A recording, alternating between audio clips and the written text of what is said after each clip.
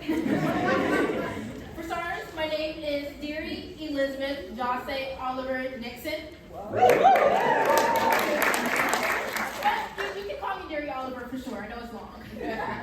I am a senior at Cobble Hill High School, where I do not have a student news publication. My name is Camila Sosa. I'm a junior at Uncommon Collegiate Charter High School, and like Derry, my school does not have a school newspaper.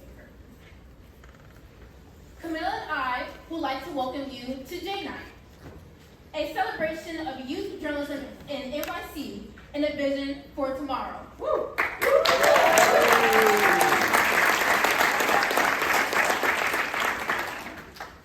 Tonight's conversation is on the record, and we encourage you to post using #JNight.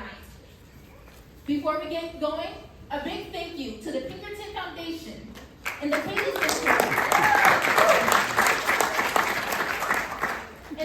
Center for Media for making this evening possible.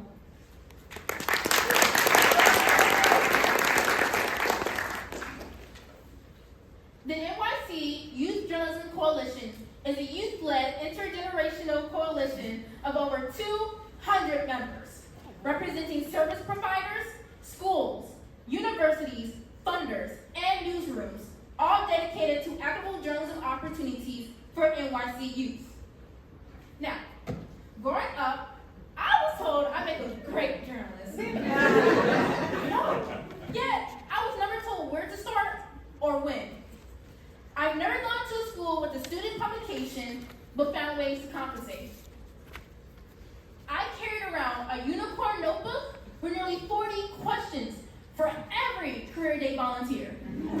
I was told, Derry, we love the questions, but we have to move on.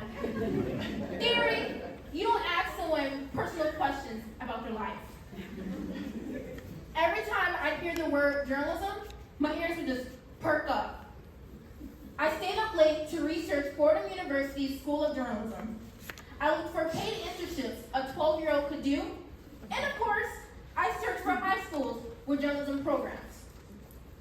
But I ran into the harsh reality that most high schools do not have a journalism program. It was enraging to know what I wanted to do, but not have the pathways to pursue it because of my financial circumstances.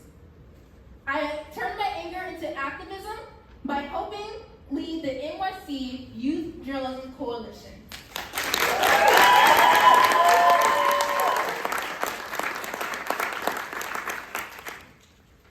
I often talk about having a publication on my school in Bed-Stuy as if it is a distant dream. On walks home with my friend Fatu, another avid student journalist, we dream of what could be. What we would do if we had access to equipment needed to create a podcast, or have a newspaper full of student voice. How would our school be different if we had the opportunity to speak for our student body? Our hopefulness would die down as the bus approached and we had to say goodbye. Frustration and sadness would fill me because I felt powerless as we tucked our dreams away for our next walk home. Fortunately for Fatu and many other students in New York City, we aren't just dreamers. We became tired of jumping through hurdles and needing to justify for a publication, just to have a place where students can share their voice. So we turned our frustration to activism, and now stand on this stage to show that you should never underestimate well-organized and passionate students.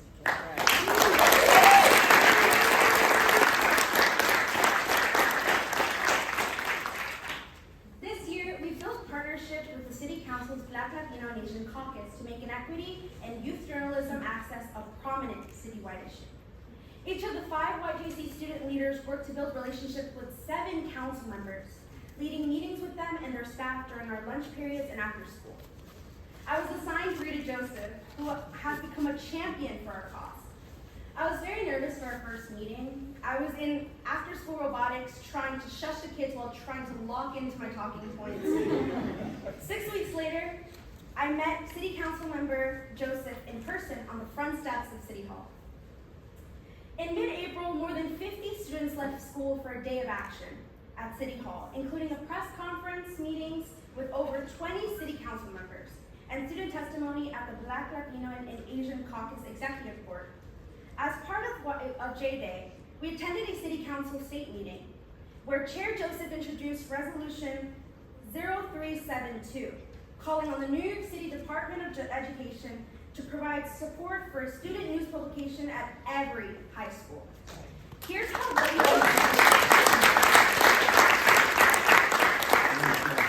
New York City public schools have student newspapers. Some city teens say it's time for that to change. WNYC's Jessica Gould reports. Just a quarter of the city's public schools have journalism programs, and those that do tend to be whiter and more affluent. Fredlove Deshommes said her school hasn't had one. It wasn't until she joined a teen podcast program outside school that she learned how important and empowering student journalism is. Journalism was the megaphone that I needed to make sure that my voice was being heard, not only to validate my own personal learned experiences, but the learned experiences of my fellow peers. Students with the New York City Youth Journalism Coalition are calling on the city to embrace a free new journalism curriculum developed by CUNY, which will be available next year. We're excited to announce that the resolution currently has 12 co-sponsors, some of whom are here tonight. Councilmember Joseph, Brooks Powers, Lewis, and also a thank you from Malik James. Please stand so we can recognize you. Woo!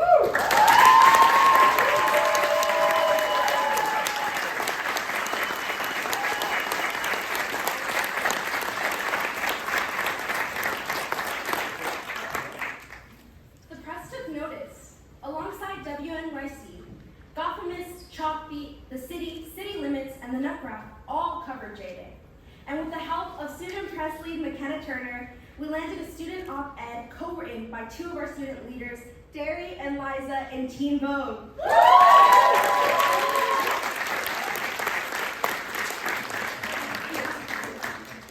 As you can see, it's been a busy few months. We're in a big moment for youth journalism. We hope that in the near future we can see the product of all this work, journalism programs at our schools and schools across the city.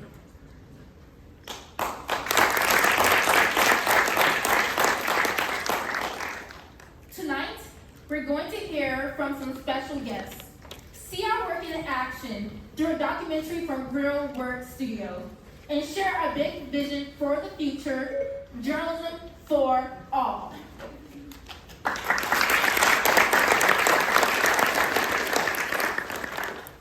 I would like to introduce our first special guest of the night. Some of you may know her from the groundbreaking 1619 project, but we know her as a day one champion of equity in public schools. From her critical reporting on the NYC public school system, to founding the Ida B. Wells Society for Investigative Reporting, dedicated to increasing and retaining reporters and editors of color. Her work perfectly encapsulates why we're here tonight.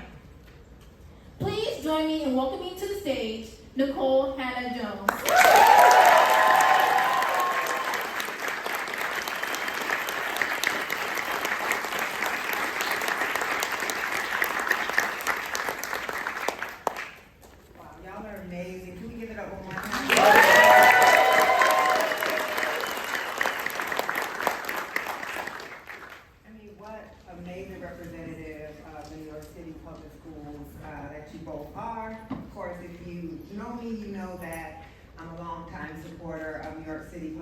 Public schools in general, and of course our youth and the activism of our youth in trying to bring both integration, equality, and equity to our schools for all children. And you guys are such an amazing reflection of that work, and it's very inspiring. I want to thank Taylor. Where's Taylor?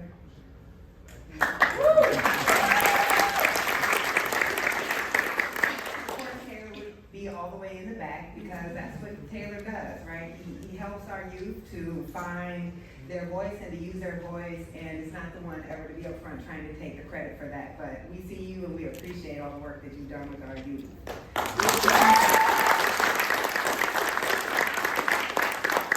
want to thank the Youth Journalism Coalition and Journalism for All for this event and for all of the work that you're doing on behalf of the youth in the city. You know, I'm gonna just start by saying that believe it or not, I know I'm very, very fabulous now, but I was nerdy as hell as a child. Extremely nerdy. I was the person that high school newsroom was made for. I fit in with all the nerdy kids in journalism. I became curious about the news from a young age. My dad was an avid reader of the newspaper. He subscribed to our city paper and our state paper. And my earliest memories are reading the newspaper with my dad. I was always curious about the way news was produced. I was thinking about things that other elementary school kids probably weren't thinking about, which is cool now, but not so cool back then.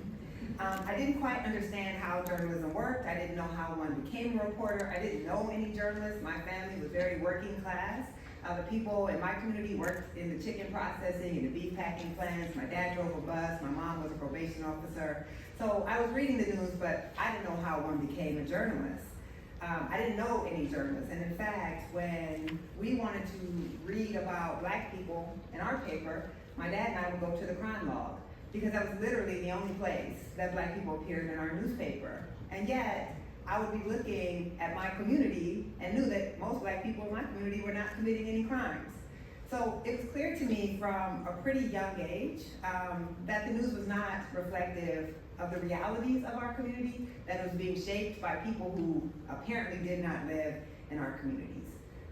But I was luckier than a lot of students because I did have access to a high school newspaper. I was bused as part of a school segregation program in my high school, or in my hometown of Waterloo, Iowa. And so I got access to a majority white high school.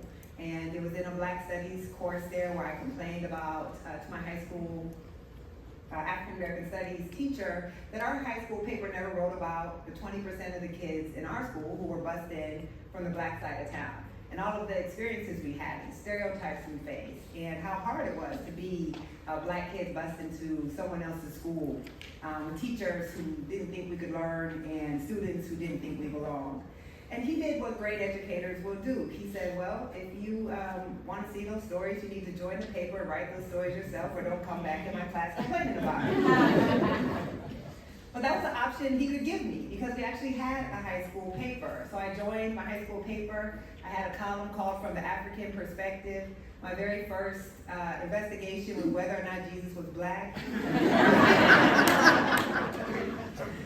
Now, I wasn't actually trying to prove that he was Black. I was trying to be a little provocative, and I couldn't really prove he was Black, but I could prove he wasn't probably white, and that kind of was the point. I won my very first newspaper award from the Iowa High School Press Association about a column I wrote about our experiences with Black kids who were bused. I suddenly saw the Black students at my school reading the newspaper because they knew that if they read the paper, there would be articles in there that actually reflected their experiences. So I got to write about kids like me, and I got to see the power of who gets to shape the narrative. If I wasn't on that high school paper, it was just me and one other friend who was Black, who I convinced to join the paper, who quickly abandoned me and left me as the only Black person at the paper, then the record of what that high school was like would be incomplete. And that's really what we're talking about when we're talking about equity in journalism. It is about being able to tell the complete story, of not erasing the experiences of a large segment, and in our case, the majority of the kids in the New York City public schools. And if I hadn't had access to high school journalism, to a high school newspaper, I don't think I would have thought about journalism as a possible career for myself. You tend to think about the things that you've been exposed to, and you don't tend to imagine the things that you haven't been exposed to. So my high school paper launched my career as journalism, and I see every day in my work people who began their careers as high school journalists. If by the time you go to college and you think about writing for your newspaper, it's hard to compete with kids who have been writing for their high school papers for 3 or 4 years, and here you are coming in simply trying to learn the trade. The lack of equity in who gets access to newspapers in high school really determines our ability as a country to produce the field of journalism that represents a multiracial democracy. It's just really one more example of the rampant inequality that our Black and Latino students have to experience in the New York City schools, in one of the most segregated school districts in the country, every single day. It's just a reminder that we don't think they are worthy of the same things that our wealthier students are worthy of. But we know that that's a lie, and these students also do as well. Journalism and access to it is no superficial thing. Journalism is not just like any other extracurricular activity that you might get involved in school. It really is a way for us to ensure, again, that a multiracial democracy is served by a multiracial press. And what that means is that those who write the narrative of our country, those who determine what policies we should accept, those who determine the country that we're going to live in, are actually reflective of the country that we live in. It is how we tell the whole truth, how we complete the report, how we ensure that every day when you open your newspaper, it's not simply reflecting power, which it does on most days, but it's reflecting reality and the way that power is being used against those of us who have less of it. So this determines also how future generations will understand the city. Think about, as researchers, as other journalists, we go back and look at the archives, and we think about the past based on what was in the newspaper archives. But what's in the newspaper archives is not everything that happened. And it's often being written by those who have privilege and power in a society. And so our newspaper archives at the high school level are woefully bereft in helping us to understand and to help the future understand the city, the vibrant, beautiful, multiracial city that we live in. So this is why I helped found the Ida B. Wells Society for Investigative Reporting to try to clear obstacles for other journalists of color, why I founded the Center for Journalism and Democracy at Howard. We're working with high school journalists. We're going into schools that don't have journalism programs and trying to help those students get access to that. And this is why the work of the Youth Journalism Coalition, Journalism for All, and the Bell, and these intrepid student journalists who are determined to document the reality of what they experience are so critical. They are bearing witness, they are calling out the inequality, and hopefully in doing so, forcing us to make better choices for the students that we say should believe that they can do anything. I'm so honored to be here celebrating this next generation of journalists. It gives me such great hope and inspiration. And I know that we're going to ensure that the people shaping the narrative of this country will actually look like the country. Thank you.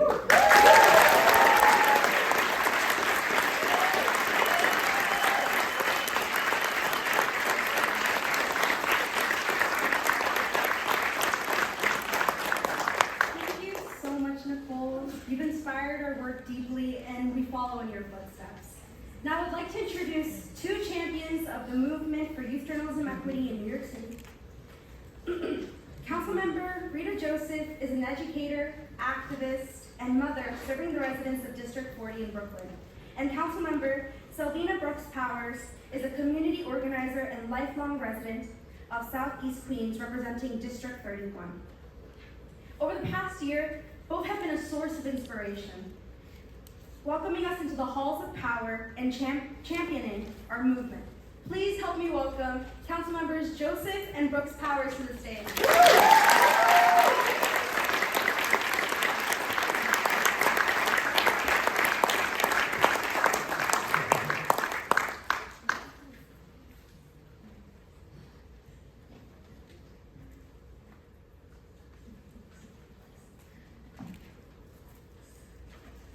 Good evening, everyone. I'm so happy to be here with you all. Just reminding me of my journey as a young student at the age of 19. I was a high school student who organized my first rally with almost 200,000 people to walk Brooklyn Bridge because I was fighting a system of racism. Because I'm Haitian American, FDA had said that Haitians could not donate blood. And that's what propelled me into activism. And I've never stopped ever since. So tonight, again, full circle moment to see young people fighting for themselves, speaking up for themselves, and showing up. And I've been saying that, and I'm so proud of each and every one of you. You guys rock.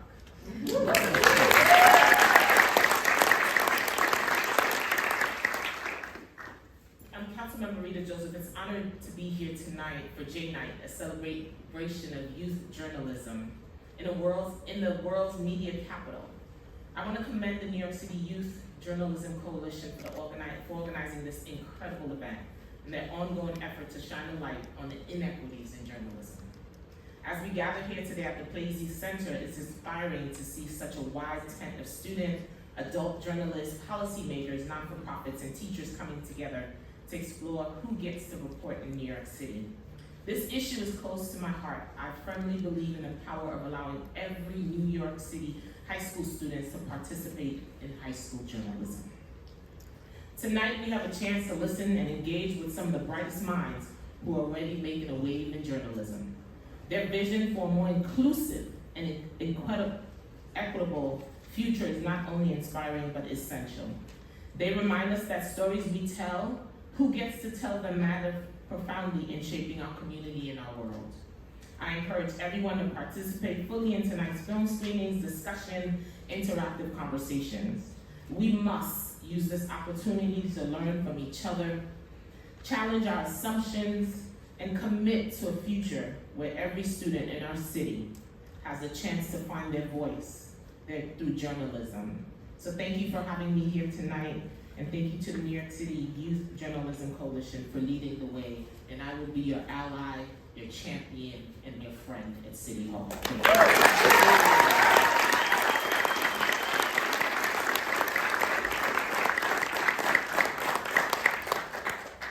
Good evening once again. It's such a joy to be here this evening with you tonight to celebrate the incredible work of the New York City Youth Journalism Coalition. I want to thank Kyle Fink, the director of the Youth Journalism Coalition.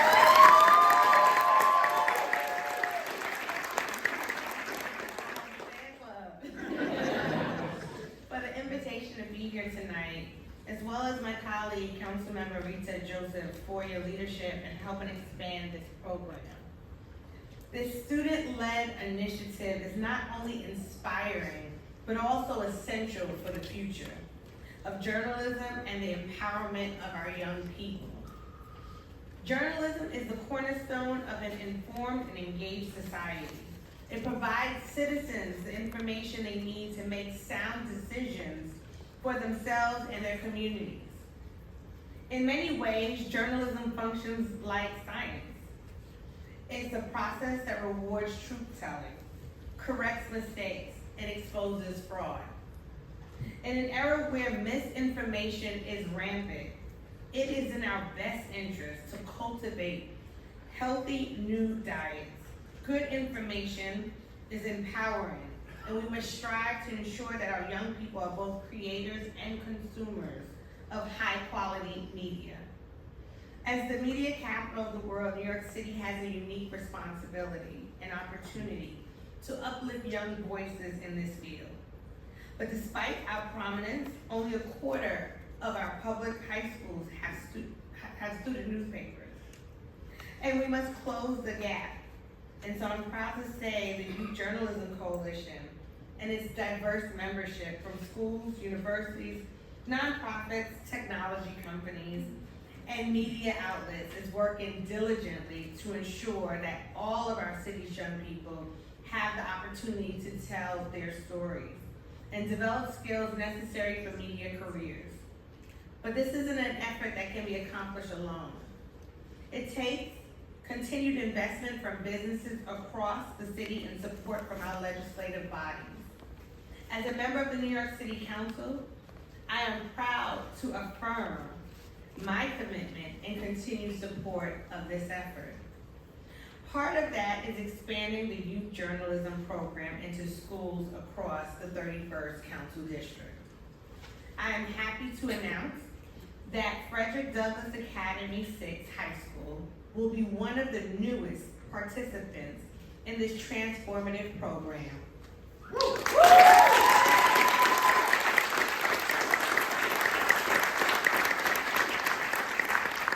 By joining this initiative, Frederick Douglass Academy 6 will not only enhance its educational offerings, but also empower its students to become the journalists and storytellers of the future. I'm so excited about the work, and I want to express again my full support for the New York City Youth Journalism Coalition and the Journalism for All initiative. The time for action is now. Together, we can ensure that every young person in our city has the opportunity to engage with and contribute to the world of journalism, fostering a future where diverse voices are heard and valued. And before I take my seat, I just really want to commend the young people that are a part of this organization. As someone who's spent over 20 years in communications in many roles, including as a communication director, many times I myself question if that role helped me to advocate for my community. And it was a conversation that I had with a council member at that time that shared with me, advocacy comes in many different ways. And when you are doing communications, that is a form of advocacy. That is a way that you shape and you tell stories. And so I'm so proud of the young people because you understand something that I found as an adult. Despite my journey in writing through high school, it took me some time on that journey. And so I say when I look at you all this evening, the future looks bright.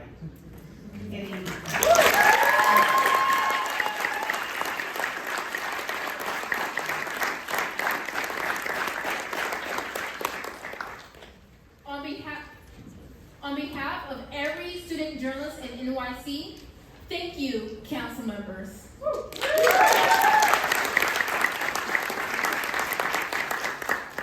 I'd now like to invite Erickson Blakney from the Pinkerton Foundation to introduce the world premiere of Unheard, the missing voices of student journalism.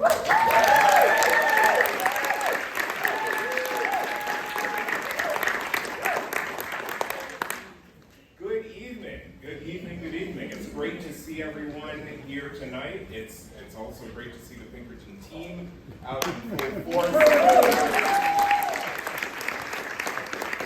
just so you know, we travel in a pack. That's just the way we roll. But we're a force for good. We're good. Well, the Pinkerton Foundation is not a journalism funder by mission or design. The fact that the president and CEO, Rick Smith, is, as he says, a quote, lapsed journalist, after having run Newsweek magazine, and I refer to myself as a recovering journalist, well, purely coincidence. That said, the foundation's work with many of the organizations and programs that make up the NYC Youth Journalism Coalition is work that we are excited about. This is a foundation living its belief that young people, all young people, regardless of their zip code, should have opportunities to develop their potential. We also believe the hours after school, on weekends, and during the summer are critical times for growth, learning, and change, and we support programs that use those times to provide a blend of cultural enrichment, recreation, work experience, and continuing education. Now, if that also happens to align with helping to reimagine, redesign, rebuild, and sustain good, responsible journalism, then that's fine with us.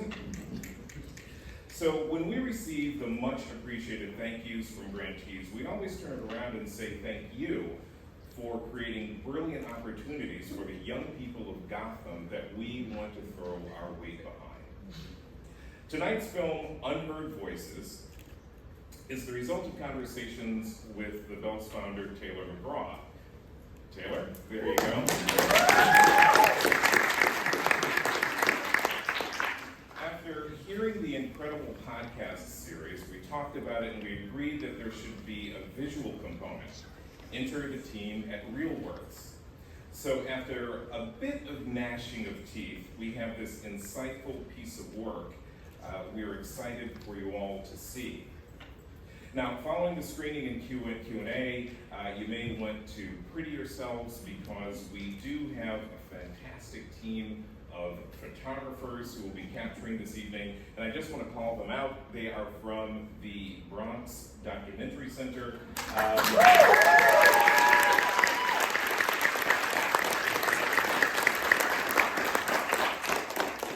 We have Alexa Pacheco,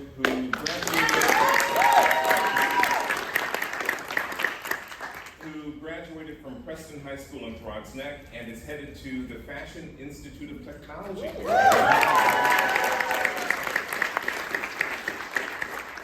Caesar Florencio. Caesar, where are you?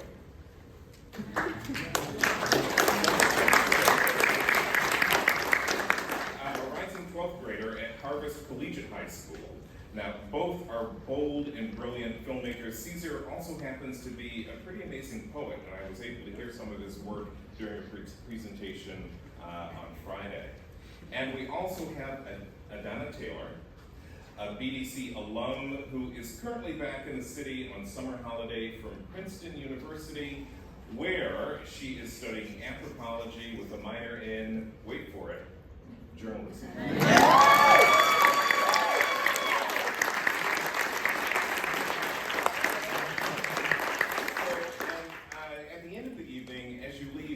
Pick up a copy of The Focus, which is just a really smart newspaper that's produced by the Bronx Documentary Center. You'll love it.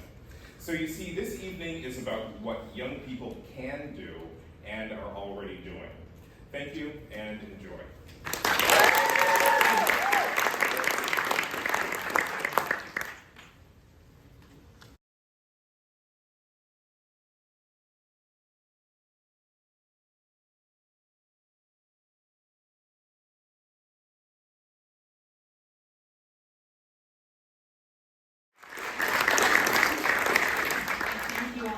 Joining us tonight. It's not every day that we hear good news in media, so just tonight makes us feel a little bit more hopeful about the future of everything that's happening in this space.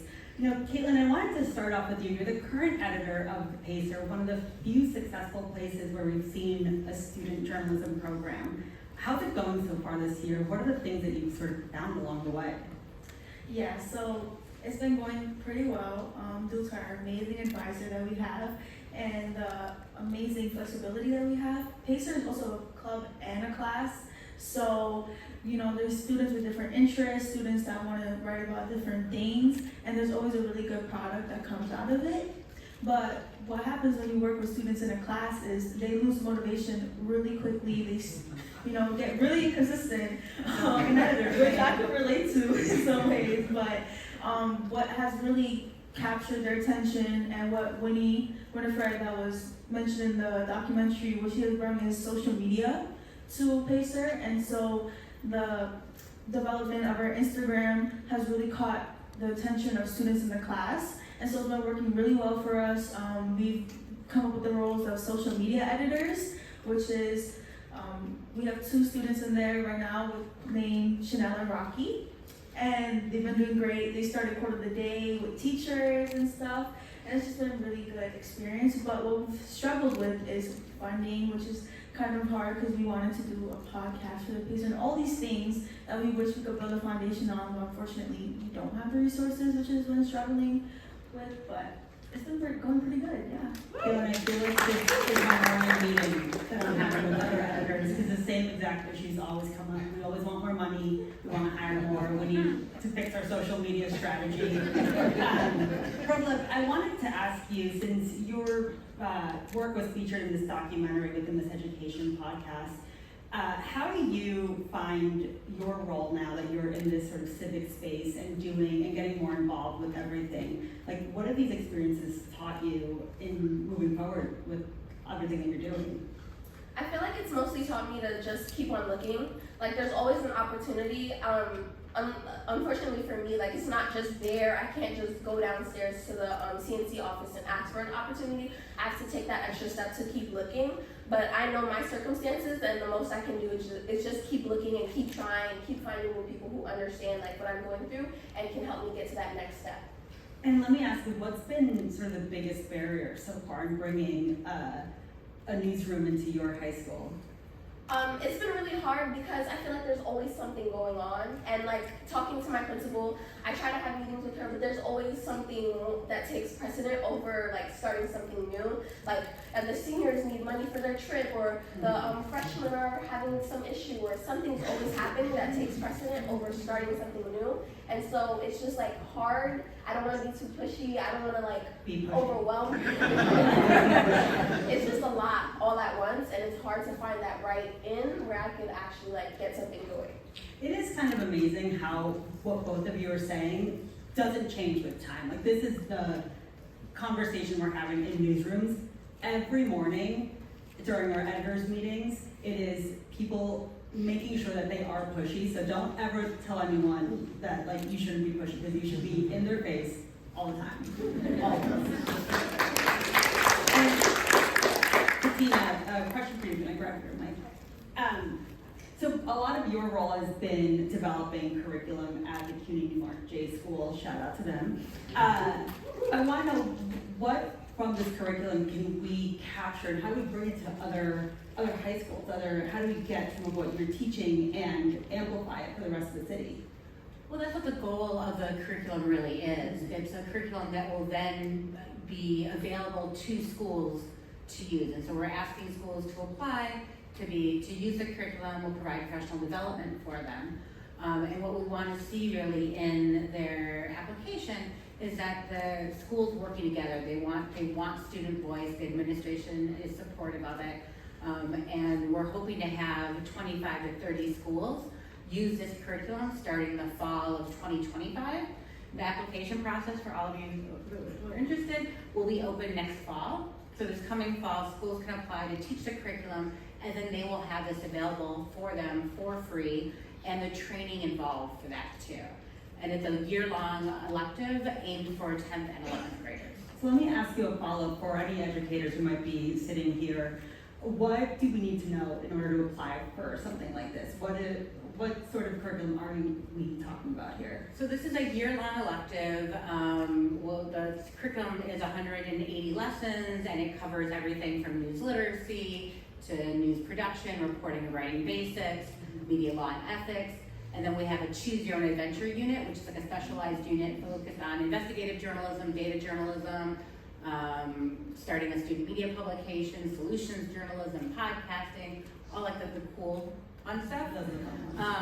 And what we really want to see a combination where the administrators, the teacher, the students want this. And we know, based on this, we know that schools want this, we know that students need this. And so we're expecting it to be a pretty competitive process to teach that curriculum the first year. And it's a very hands-on curriculum, very activity-based, where the students are actually going to be doing the journalism, right? That's the fun part about journalism. Not learning about it's okay, but actually doing it is the fun part. And they're going to be covering their school communities, they'll cover different beats. So it's really good, it's really a full service modular program where students will be able to really get the sense of what it is to be a journalist. They'll be covering their school community, covering the community outside of the school, covering student life, and really learn what it means to be a journalist. And then ideally then will be student media publications too, that then the work that they're doing in the classroom can then be supported by a publication, maybe an after school publication or one that's produced throughout the school year too. One of my biggest regrets is that my high school had a weekly TV segment that they did every single Friday morning, and I was never a part of it, but turns out that one of my colleagues at WNYC was, and we got to reconnect a decade plus later, and all of that producing, the hosting, all of it came into play, and luckily she had all the skill set of how to anchor a show, how to take news in concise little bits that are 15 seconds long, which is really quite amazing. Well, these are real life skills, right? Yeah. We're not pretending. They are covering their school community for their school community, and they're part of that community. So these are real life skills that go beyond just a regular course. And for any students who have taken a journalism course, it's usually their favorite course. And their journalism teacher is their favorite teacher, and it really helps build that school community. So that's kind of what we want to make happen with this curriculum. And it's not for nothing, but being able to ask a question and having the confidence to ask a question goes such a far way. I mean, I was so shy, and this job and this career made it so, I could never be standing here and do what you guys are doing. I would be shivering. And even now I get nervous thinking about the fact that I'm on stage with a bunch of people who are super important. So kudos to you, because the first step is out of the way. The fact that you're even here and are able to put together a sentence. Kate, I actually had a question for you. What advice do you have to your peers, here, let me pass you the microphone, that are trying to do what you're doing at the Pacer, elsewhere in the city, what's the hardest lesson you've learned, or if you could do it all over again, what worked? Well, I feel like what worked is having like a strong, relationship with like your administration. I think that's really important. Just getting to know the people that are basically above you and having a strong connection with them, and also having a great advisor. I was blessed to have one, but really he introduced me to journalism, and he's in the crowd right now, Mr. Robin.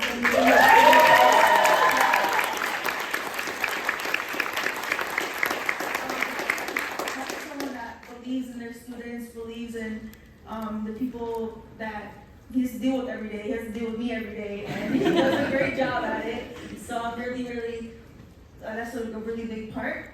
And the last one I would say is to not give up, because I'm telling you, it probably is, and it is a very long journey to get where you want to be with this long fight of youth journalism, but it's definitely worth it. And you could use the skills of like any journalistic skills, whether you want to be like a mechanic or astronaut, anything you want to be, you can always use some skills that you learn from journalism, and that's really important.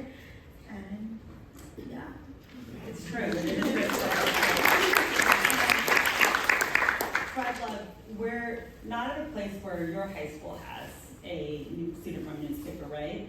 Unfortunately not. So now that you've gotten a chance to work with the Miss Education podcast, you've been part of rallies with the city council. What has that taught you in terms of your skills or what you want to do in the future? It's taught me a lot of valuable life skills, like just knowing how to take up space in a room and knowing how to speak my mind and be passionate and to not give up, knowing what I want and how I'm going to get there, and having that tenacity to keep on fighting and keep on going for what I want. Nice. I know we're running out of time here, but I do have a question for the entire group, and probably like to start with you. So, given everything we've sort of seen and heard from tonight, what's your vision for journalism and the future of it with young people? Overall, I really want to see more people that look like me. It's a lot of the times when you get news, it's always from like a certain group of people, and it never really truly tells the whole story, because some things you can't tell from a different perspective because it's not your perspective. So you need to hear it from the people who are actually experiencing it. People who look like me, who come from the same background as me, who have experienced the same, life as me. Katelynn, what about you? Yeah, I just think that every New York City high school student should experience journalism at least once in their life, whether or not they want to pursue it. Just try it out and see how they feel about it. I agree with that. Katina, I'm going to leave you with the last one, passing my mic. So what does the future look like for us? Well, I think I can look at a couple of different things. It can look like all the young people in this room, which is amazing and not too shabby. It also can look like every student has a journalism class in their school. They have an after-school club in their school. Anybody who wants to has opportunities to do internships or programs outside of school. But it also looks like every newsroom has a high school intern, or every news publication has columns written by young people or publishing work that is produced in the high schools. That it's not only on the education side to promote student journalism, it's also on the newsroom journalism side too, to publish, to report, to teach, to mentor young journalists as well. So I think that all can work together, and it's really the focus of journalism for all too. So I think that's a great way to work with it.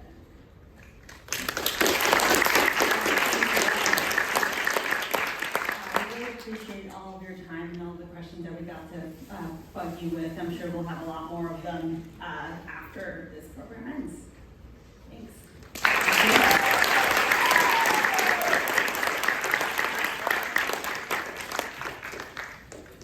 Thank you so much to all of our amazing panelists. Let's give them one more.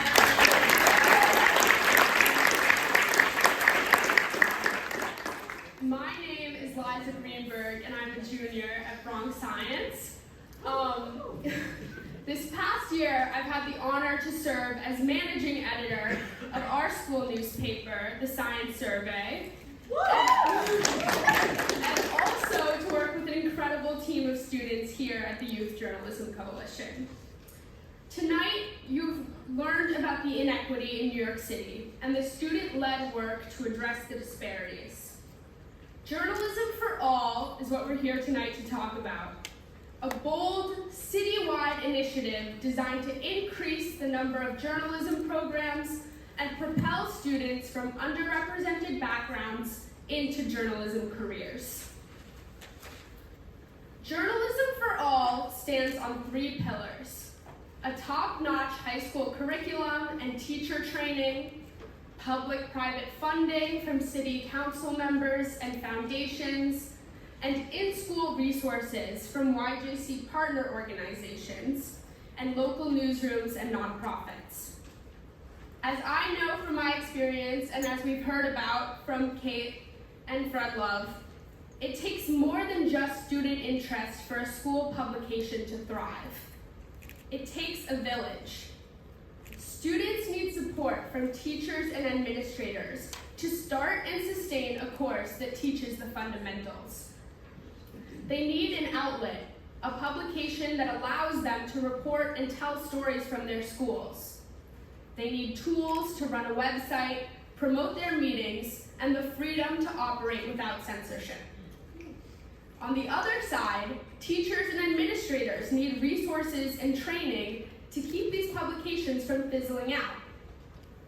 Journalism for All brings everything together, offering a free curriculum, professional development, and resources from YJC partner organizations like Press Pass NYC, Clarify, The Bell, CUNY Newmark, and Brute College. The impact of Journalism for All at individual schools is just a snapshot of what we can achieve citywide. Teachers and administrators see that students are eager for a publication. City council members recognize the importance of youth voice in their districts.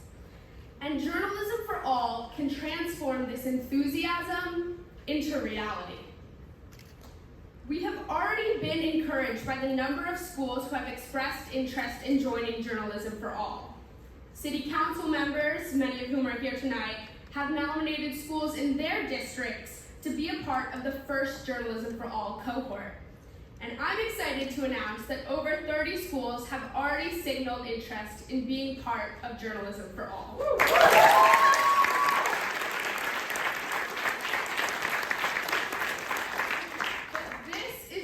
The beginning. This spring, we have grown awareness of the youth journalism equity gap and mobilized the council to support Journalism for All.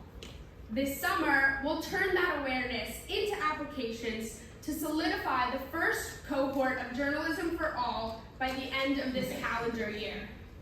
Next spring, we'll begin professional development for teachers at selected schools, and YJC member organizations will help Journalism for All schools launch their programs in the fall of 2025.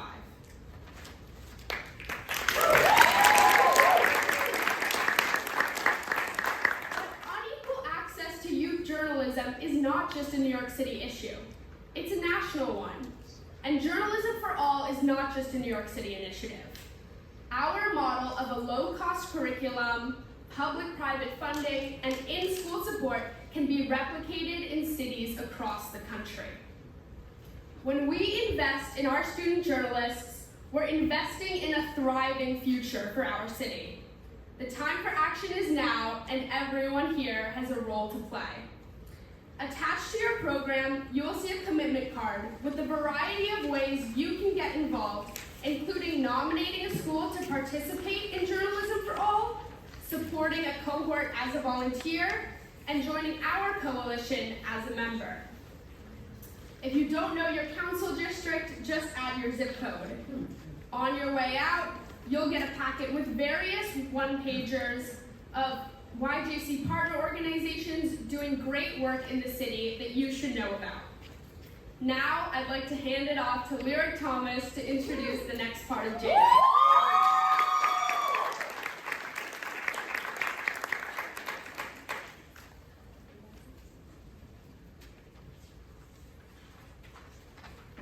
Thank you all for joining us to celebrate the hard work of students, teachers, and coalition members. Let's give them a round of applause. We also want to take this opportunity to thank our supporters. Thank you to the Paley Center for Media for hosting us tonight. The Paley Center is a member of YJC and also home to the Hearst High School Media Internship at the Paley Center, an immersive summer internship that student leaders Camila and Katelynn will be participating in this summer.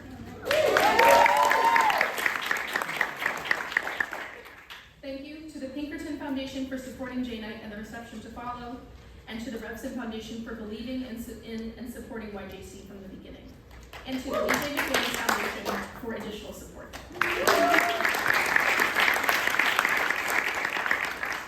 And we're just getting going. J-Night has brought a unique gathering of students, journalists, policymakers, and funders together, and we'd like to keep this conversation going at the reception. We encourage you to spark up a conversation with somebody you typically wouldn't tonight. This means adults. I want you to speak to at least one young person tonight. Students, don't hide in the corner. Please speak to at least one adult tonight. And if you're stuck in the middle like me, then you're out of luck. We'll have hors d'oeuvres, drinks, as well as a question we'd like everyone to answer as you chat and chew. The question is, what story isn't being told in New York City? Please think over this during the reception as we celebrate and write the answer to place on the wall. Thank you everyone for being here tonight.